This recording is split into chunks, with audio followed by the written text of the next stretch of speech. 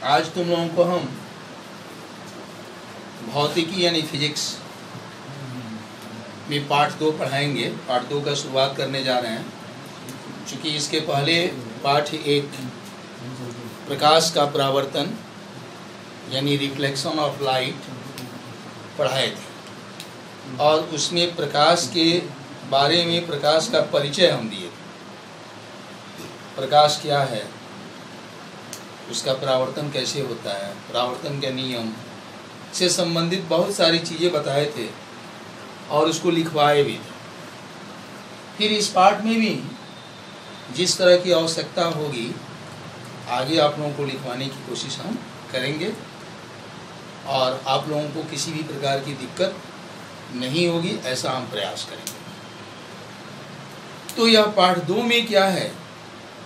पाठ 2 है प्रकाश का अपवर्तन, यानी प्रकाश का अपवर्तन क्या है, या क्यों होता है, या कैसे होता है, इसके बारे में आप लोगों को हम बताने जा रहे हैं।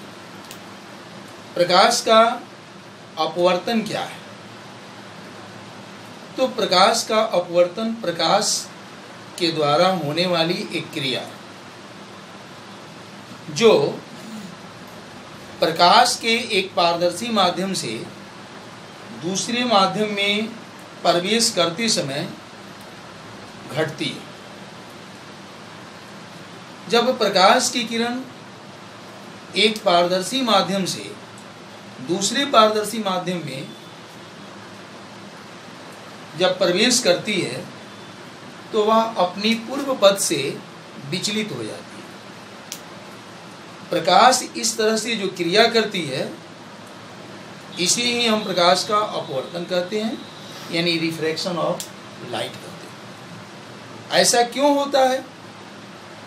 यानी प्रकाश एक पारदर्शी माध्यम से दूसरे पारदर्शी माध्यम में जब प्रवेश करती है तो वह अपने पूर्व पथ से विचलित क्यों हो जाती है?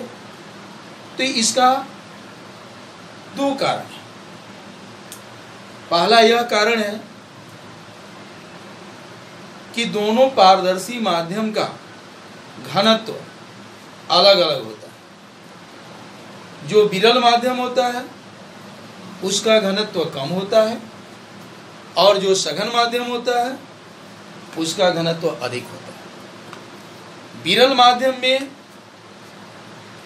प्रकाश का चाल अधिक होता है और सघन माध्यम में प्रकाश का चाल कम होता है। इन्हीं 2 कारणों के कारण प्रकाश की किरण जब एक पारदर्शी माध्यम से दूसरे पारदर्शी माध्यम में प्रवेश करती है तो अपने पूर्व पथ से विचलित होती है। अब देखिए इनका विचलन किस तरह का होता है, ये आपको हम बताना चाहते हैं।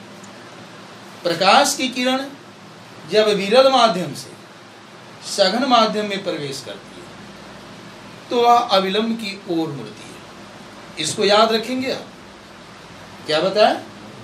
जब प्रकाश की किरण विरल माध्यम से सघन माध्यम में प्रवेश करती है तो वह अविलंब की ओर मुड़ती है, और ठीक इसका विपरीत होता है।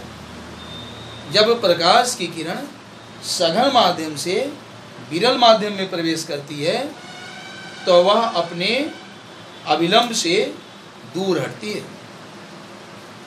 इस तरह से घटनाएं होती है प्रकाश के अपवर्तन।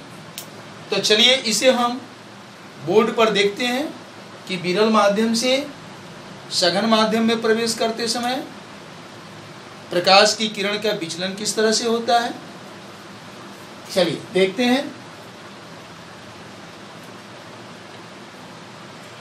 मान लीजिए कि यह जल है,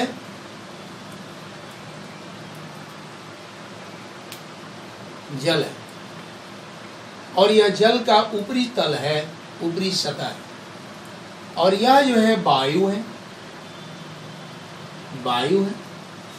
तो आप तो जानते हैं ना कि वायु विरल माध्यम है जल की अपेक्षा, और जल वायु की अपेक्षा एक सघन माध्यम है। यानी हम वायु को विरल माध्यम के नाम से जानेंगे और जल को हम सघन माध्यम के नाम से जानेंगे, सघन माध्यम, और ये विरल माध्यम हो गया।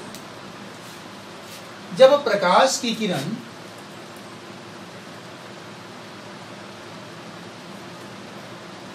आपतित होती है इस तरह से तिरछी और जल के ऊपरी सतह पर पड़ती है,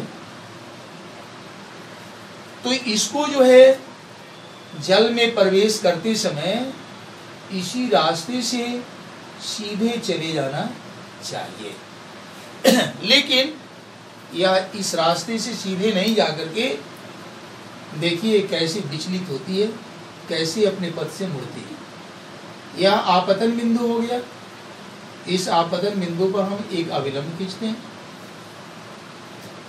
अब यह प्रकाश की किरण इस पथ से न होकर के इस पथ से विचलित होकर के यह अविलंब की ओर मुड़ती है, यानी ऐसे आगे की ओर निकलती चली जाती है। यानी आपने क्या देखा कि प्रकाश की किरण विरल माध्यम से चलती हुई जब जल में प्रवेश करती है तो अपने पूर्व पथ से मुड़ करके अविलंब की ओर मुड़ जाती है। इस बात को हम याद रखेंगे कि विरल माध्यम से सघन माध्यम में प्रवेश करते समय प्रकाश की किरण कैसे मुड़ जाती है। अब देखिए, अब आपको हम बताने जा रहे हैं कि प्रकाश की किरण अगर सघन माध्यम से विरल माध्यम में प्रवेश करती है तब वह अपने पथ से कैसे मुड़ती है, उसको देखते हैं नीचे।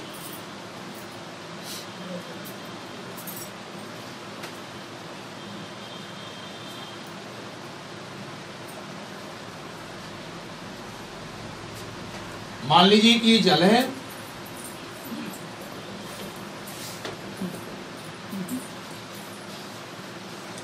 और यह जल का ऊपरी सतह है, तल जिसको कहा है, और ये वायु है, वायु है। ये जो है विरल माध्यम है, विरल माध्यम, और ये जो है सघन माध्यम है। इस सघन माध्यम में मान लीजिए कि कोई एक सिक्का है, इस सिक्का से प्रकाश की किरण एक निकल रही है तिरछी,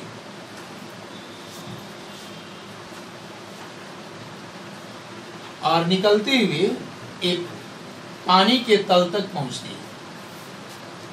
अब यहां से यह वायु में प्रवेश करती है, तो वायु में प्रवेश करते समय इसको सीधे आगे की ओर निकलना चाहिए ना, लेकिन यह सीधे इस मार्ग पर नहीं चलती है। अब देखिए ये अपने पथ से कैसे मुड़ती है, इसको हम दिखाना आपको चाहते हैं। ये जो सिक्के से प्रकाश की किरण निकलती है और इस तल तक पहुंचती है, इसको हम आपतित किरण कह सकते हैं। यहां से यहां तक ये आपतित किरण है, और जहां पर ये पहुंचती है तल पर, ये आपतन बिंदु होगा। इस आपतन बिंदु पर अगर हम लंब डालते हैं तो यह अविलंब होगा, और इस अविलंब से एक प्रकाश की किरण दूर हट जाती है, ऐसे अपने पूर्व पथ से मुड़ती हुई आगे निकल जाती। इस तरह से आपने क्या देखा कि जल वायु की अपेक्षा एक सघन माध्यम है, और वायु जल की अपेक्षा एक विरल माध्यम है। तो सघन माध्यम से विरल माध्यम में प्रवेश करते समय प्रकाश की किरण अविलंब से दूर हटती है। देख रहे हैं ना, अविलंब से दूर हट रही है। तो इस बात को आप अवश्य याद रखेंगे, या याद रखने की जरूरत है। अगर याद नहीं रखते हैं तो आगे चल करके आपको इस चैप्टर में बहुत सारी कठिनाइयां हो सकती है, समझने में कुछ दिक्कत हो सकता है। अब देखिए एक चीज बताना चाहते हैं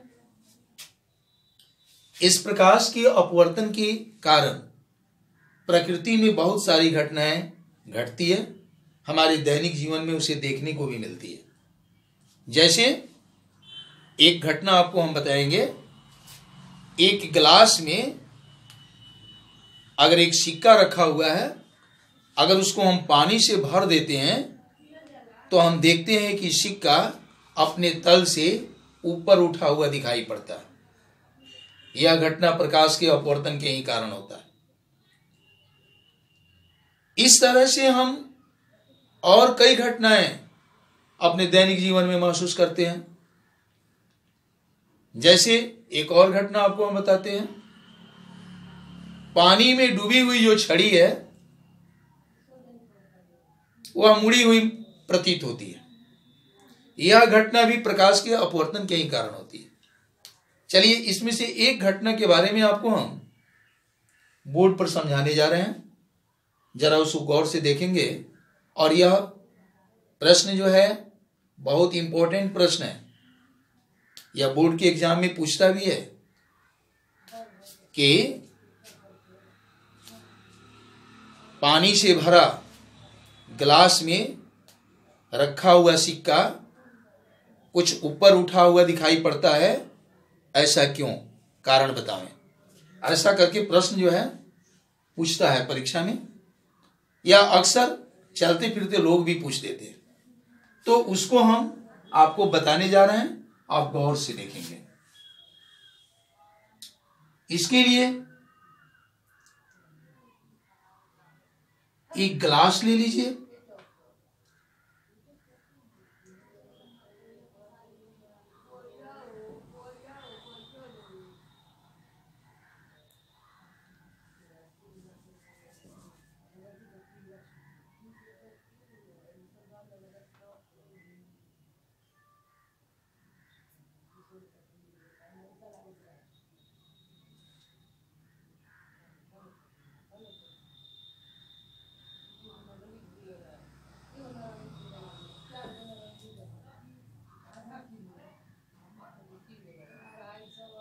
एक गिलास ले लीजिए और इस गिलास के पेंदी में एक सिक्का रख दीजिए।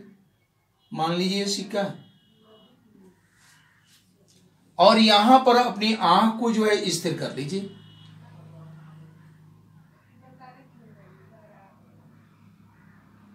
अपनी आंख को स्थिर कर लीजिए।